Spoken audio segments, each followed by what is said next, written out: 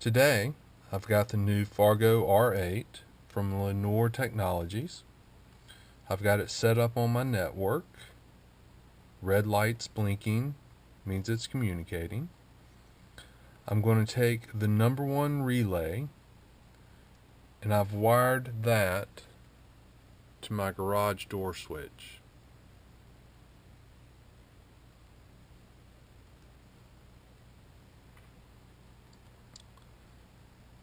Now that I've got that set up,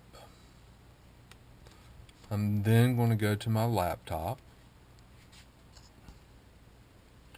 and, using the Discovery software that comes with the board, find the Fargo R8.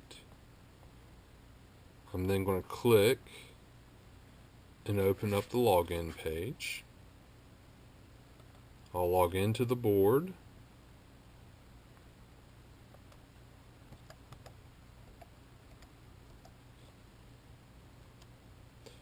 And that brings me to the home page. From there, I want to go to Relays. And then I want to take and set the number one relay up for the garage door. So I'll come to the far right. I'll click on Edit. Then I'll come to Name. Type in garage door. And I also want to set the pulse width for the relay. This is the amount of time it clicks on and off to simulate a garage door opener. I'm going to do 1 second. And I'm going to save. Now, when I click on the relay, the green light clicks on and off. And on the board, what you'll see is the relay clicking on and off. And you can also hear the relay clicking on and off. So now that the board is set up, we'll connect our wires back to the garage door.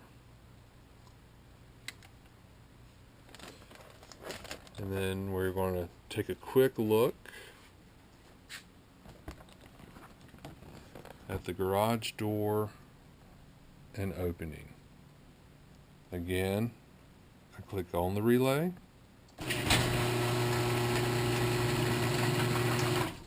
I stop the door. Close the door back. One more time.